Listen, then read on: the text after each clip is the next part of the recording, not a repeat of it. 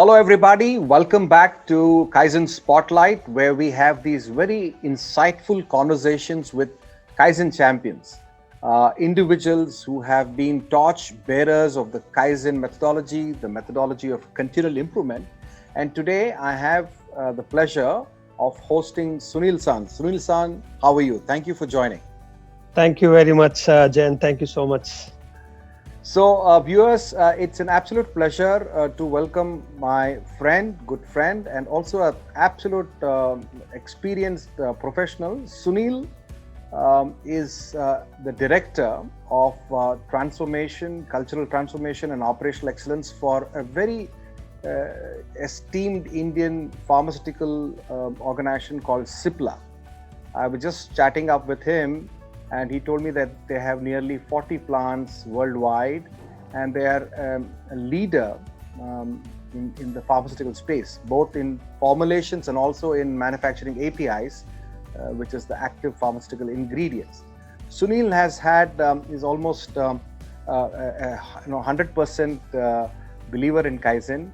He has had a very interesting career spanning 17 years. He's an electronic engineer. He started his career with Flextronics, part of the change and lean processes. He traveled several countries heading multiple lean projects for Flextronics. Then he moved on to Samsung. I don't have the sequence, but he has worked with some excellent organizations, including Samsung, Nestle, Sanofi, Zydus Cadila, and now he's with Cipla as the director. So Sunil, thank you very much for your time.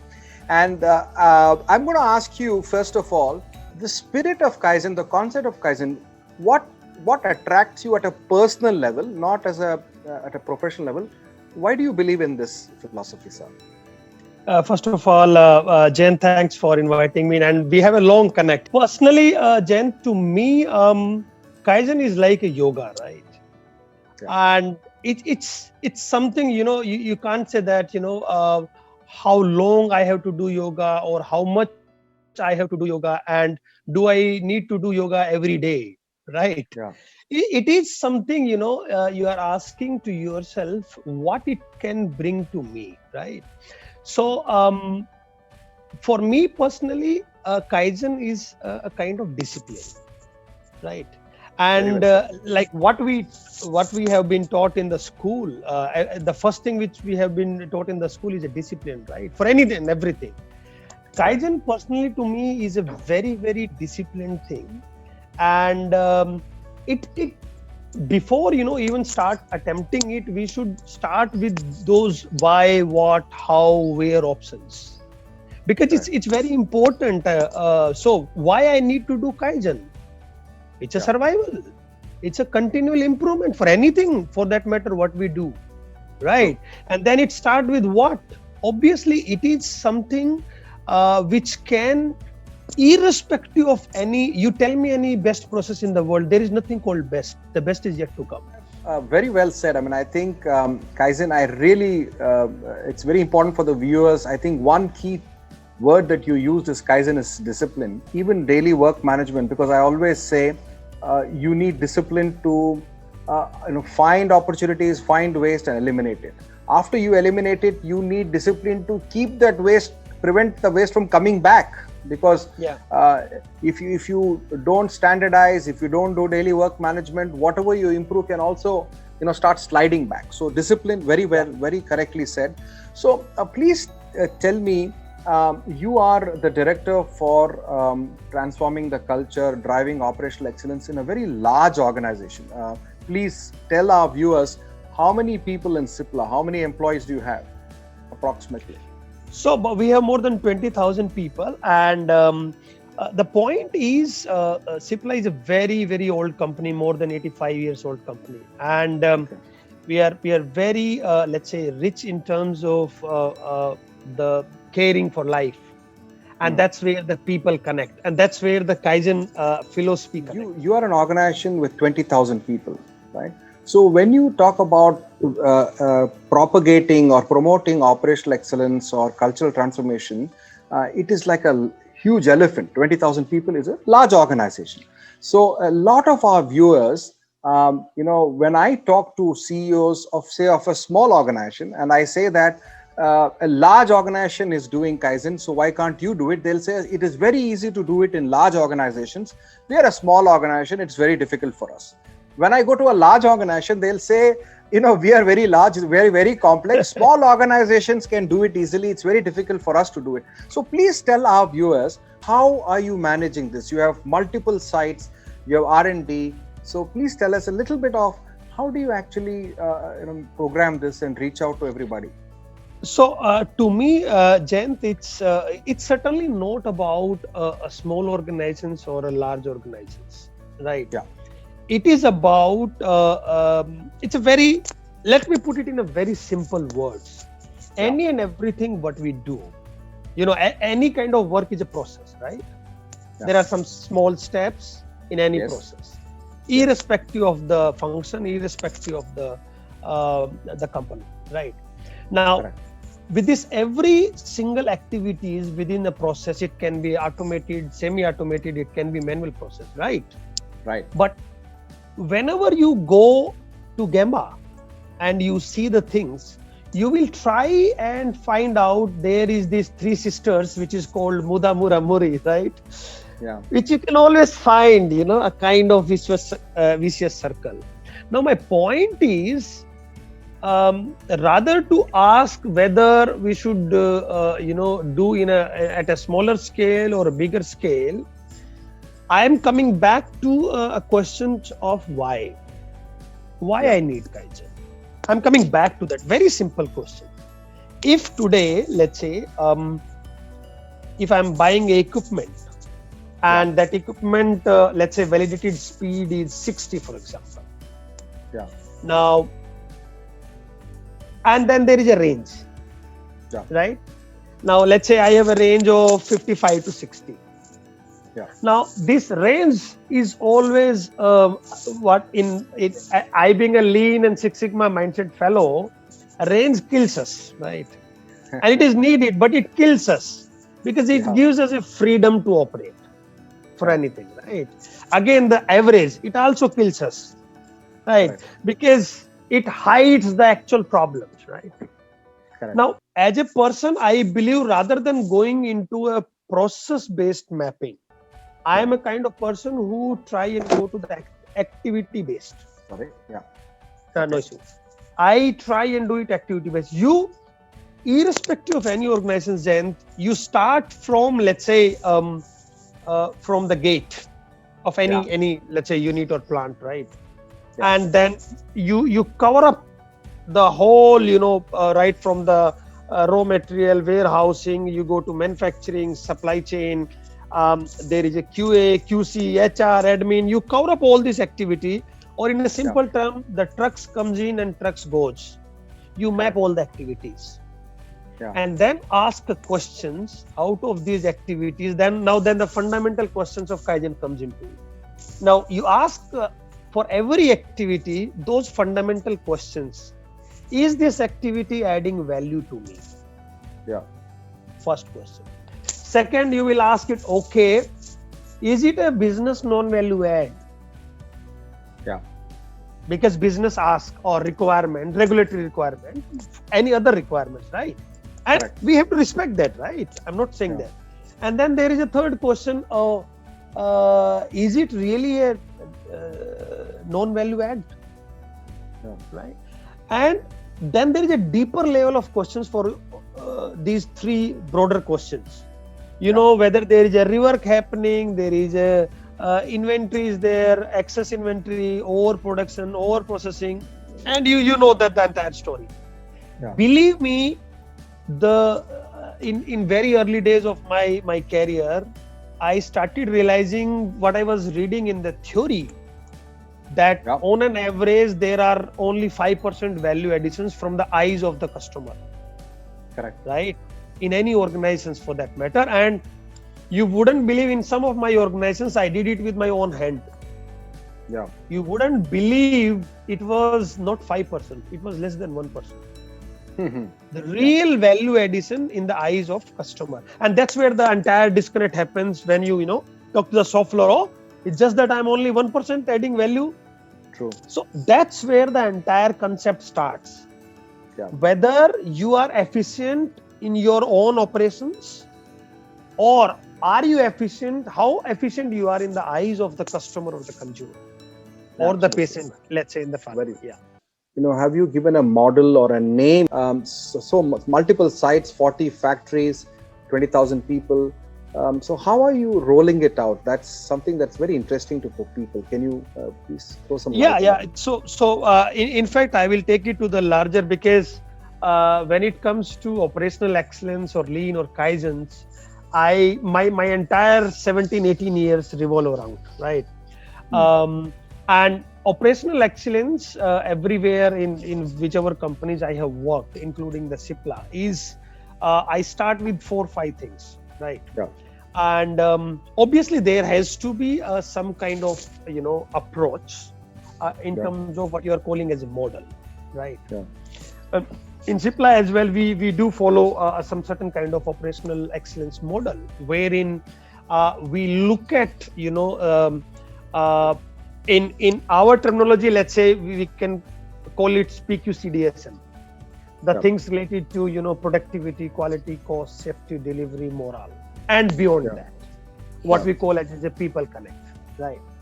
Now it all starts with a top management, whether they believe this is something which can add value on the table. So Cipla as an organization is always it starts with the caring, and when it starts with the caring, then all these things automatically become part of that. So we certainly do follow some model of the operational excellence, and the good part is that you should have practitioners. In our language, we usually call them Kaizen practitioners, right? Correct. Or whether you call white belt, whether you call green belt, right? Do you have an army of people, practitioners or promoters, and which has to be then backed by the people in the organizations who are the sponsors, right? Correct. Okay, guys, go ahead, do something which can bring something on the table, which is ultimately you are doing something for the patient, right? Correct. Then if you get that support, which we are we're getting too much of that support, then your mind, your heart and your hands should open, right? And then you design a model and you try and engage the critical mass first. So whether it is 100 people company or 10,000 or 20,000 or more than a 1 million company, you need to reach to a critical mass first, because otherwise it is a recipe for failure. One is, you also told me before we started this conversation that you are looking at trying to blend operational excellence with digital, digitization, or the new industry 4.0, whatever you call it. Can you give me a little bit of a quick overview of how you see these two blending together, please? Yeah, and this is a very, very important question, Jayant. So Jayant, I was telling about the digitizations and operational excellence. So Cipla being a large organization having around 34 manufacturing units. So it goes hand in hand for us. So one of the most important thing, Jayant, is to really understand in terms of it's someone else is doing, that's why we have to do it. No, it's what is the end impact on the patient or the consumer or the customer, and what are the needs. So circling back, what is that which is needed, which will fulfill the requirement for the next decade. Correct. And obviously later on as well. So it's a very, very thoughtful process, thoughtfully designed in terms of what is that which is going to come. Whether are we ready? We have taken the paths, and that's where Cipla is on forefront in terms of what is going to come to disrupt us. So let's be ready by doing the digital transformation as well in parallel, and we are good. Very good. So Sunil, I would love to have a longer conversation with you, but my last question to you is, there is a lot happening in terms of automation, digitization, artificial intelligence, data sciences, etc. And if I use the word, the classical Kaizen approach is to engage the people, to solve problems, and think of opportunities to improve. Okay, so as the world adopts newer ways of doing things, new technologies, Industry 4.0, etc. As a practitioner of operational excellence, what do you see is the role in the future of the classical Kaizen? Please share some of your views, because it is undoubtedly this has to merge and it has to come together. But what is the role? I think this is very, very important question, Jen. And to me, I have a little bit of different view here. And that's coming from my experience of 17, 18 years in this field. And to me, there is a constant fight between solution thinking versus the Kaizen thinking. Unfortunately, people take Kaizen as a tool to improve and what it's calling them as a solution or as a root cause solution. But Kaizen is beyond that solution. Kaizen is a countermeasure mindset. Mm-hmm. And when I say countermeasure mindset, please don't connect it with as a temporarily fix. Yeah. And that's why I connected the word mindset with the countermeasure. And you know why I'm saying that? Because by the time we deploy Kaizen today, right, there are scenarios which are not captured, which is going to happen tomorrow. So today's approach is with the today's understanding, today's information, right? By the time we'll reach tomorrow, lot of things happens in between. Lot of interaction happens. There are multiple factors in any company. There are a lot of processes. Things change very fast. Yeah. So you cannot assume what Kaizen I deployed today will be sufficient for tomorrow, because by the tomorrow there are multiple interactions has been happened. Correct. So the moment you start thinking improvement as a countermeasure mindset rather than the solution thinking, culture starts changing, because this world is a world of disruptions. You remember earlier time we used to teach in the lean that just-in-time inventory, but today's world, it moved from just-in-time to not even mine inventory.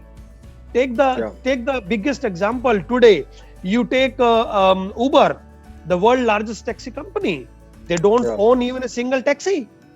Correct. Facebook, one of the most valuable media company, but they don't create a single content. Correct. Look at the Airbnb, one of the largest valuable hotelier, but they don't have any real estate. True. Look at the Alibaba, they're one of the prestigious, valuable, company in retailer, but they don't own any inventory. Look at how the world is changing. But even with so much of such disruptions and digital changes coming and the entire world is becoming as a one bulb, right? It cannot take away or eat away the thought process which Kaizen is teaching us. And that's what we are calling as a countermeasure mindset. That mindset will and is needed for any and everything, irrespective of whether we are today or whether we are in 2050 or whether we are in another century. So thank you very much, Sunil. So very interesting insights. What I especially like is the way you connected yoga. It has to be something that is practiced on a daily basis, and the role of people as problem solvers, the role of people in innovation and creativity. I think that will always be on the tops because that is the power of the human mind. So we will have automation, but the contribution of the human mind will always be on the top. So thank you very much, Sunil, for your valuable insights, and probably we'll catch up with you again later with more insights. Thank you for your time. We much appreciate it. Thank you so much. Thank you so much. Thank you.